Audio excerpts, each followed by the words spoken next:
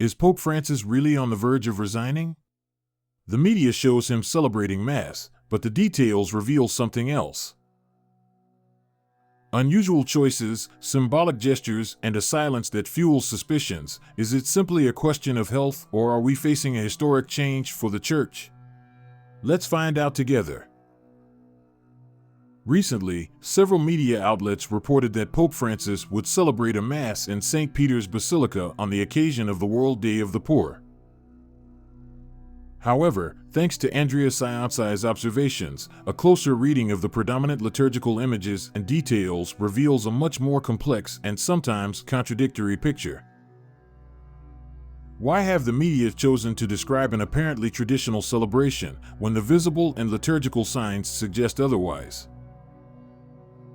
The photographs show the Pope wearing the cape, a garment that, for the most expert, leaves no room for misunderstanding. It is a symbol linked to solemn celebrations other than Mass, such as processions or Eucharistic blessings. But not a Mass. It is a liturgical subtlety, certainly, but no less significant. During a Mass, in fact, the principal celebrant must wear the chasuble or chasuble, essential elements of the Eucharistic rite. But here the Pope presides, but does not celebrate. A technical detail? Perhaps. Or perhaps a more subtle message, which escapes those who limit themselves to the surface of the images. But there is more. The choice not to celebrate Mass directly is closely linked to a series of signs that fuel a real debate on the real role of Pope Francis in the liturgy. In fact, for more than 2.5 years, the Pope has not celebrated a Mass as the main celebrant. An extraordinary fact, never officially explained, which leaves room for speculation and questions. Is this a practical choice, for health reasons, or an intentional strategy to redefine the role of the Pope? This panorama has led some observers to hypothesize that Pope Francis' prolonged absence from the altar could foreshadow an even more radical measure, resignation. At a historic moment already marked by the unprecedented precedent of Benedict XVI, the idea of a possible resignation of Pope Francis no longer seems so far away.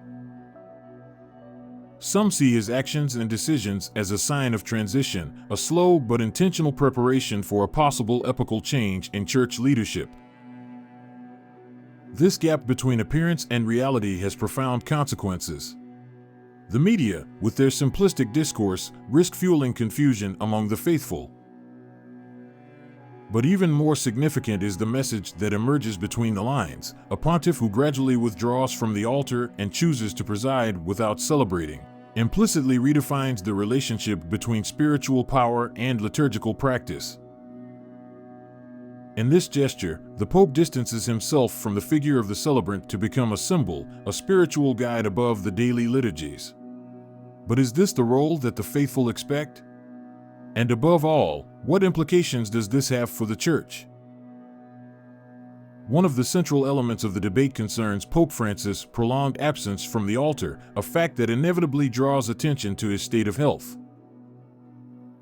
The Pope has often shown signs of physical difficulties, such as his well-known knee problems, which frequently force him to use a wheelchair or limit his movements during public events.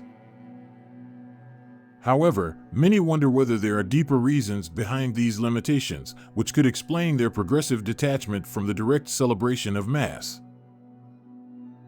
According to some interpretations, the decision not to celebrate Mass anymore could be dictated by the need to delegate more, an aspect consistent with the collegial and decentralized style that Pope Francis has promoted since the beginning of his pontificate. In this regard, the Pope may wish to stress that the Church does not revolve exclusively around him, but that decision-making and spiritual power must be distributed among bishops and other members of the clergy. However, there are also some voices that interpret this situation as a possible sign of internal tensions within the Curia. The lack of an active role for the Pope in the celebrations could indicate complex, even conflictual, dynamics within the Vatican that could influence his ability or willingness to fully exercise his ministry. To reinforce this hypothesis, there are episodes such as the one that occurred on November 2nd, during the commemoration of the deceased, where Pope Francis limited himself to presiding without an official and made an unusual gesture. He refused to hand his skullcap over to a cleric and put it in his pocket, an act that some interpreted as a sign of nervousness or discomfort. These seemingly minor details take on a much broader meaning when placed in the context of the debates over the possible resignation of the Pope. The fact that no official explanation has ever been given for his prolonged absence from the altar leaves room for speculation that touches on theological, political, and personal issues. Is it simply a practical necessity, dictated by health reasons? Or does this move represent a strategic step towards a broader transition? And if so, would it be a deliberate change or one forced by circumstances? The attention paid to Pope Francis' absence from the altar is inevitably linked to speculation about his possible resignation. Among the most relevant voices in the debate is that of journalist and essayist Andrea Scianci, who presented a detailed analysis of the implications of a possible withdrawal of the Pope. According to Scianci, the issue cannot be addressed superficially because it touches on legal, theological, and symbolic questions that could profoundly influence the future of the Church. Scianci highlights the distinction between munus, the Pope's spiritual role, and ministerial, the active exercise of his power, suggesting that a resignation from ministry by Pope Francis, without formally abandoning the munus, could represent a strategy to redefine the papacy itself. This theory is linked to the unprecedented precedent of Benedict XVI, who, with the title of Pope Emeritus, maintained a symbolic importance although he renounced active ministry. According to the journalist, such a decision could negatively affect the legitimacy of the papal succession. Indeed, a partial or ambiguous resignation would risk creating a precedent in the history of the Church, opening the way to new interpretations of the role and prerogatives of the Pope.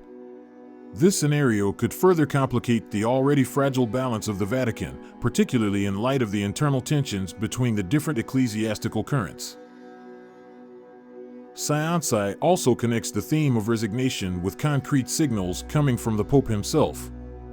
Among them, the reference to 2025 as a crucial year stands out, a statement that many have interpreted as a possible reference to a moment of transition or significant change.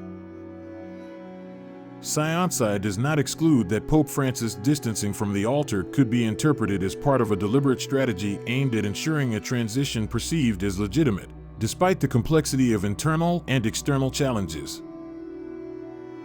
But any discussion of a possible resignation of Pope Francis cannot ignore the comparison with the case of Benedict XVI, the first pope in modern history to resign, creating an unprecedented situation.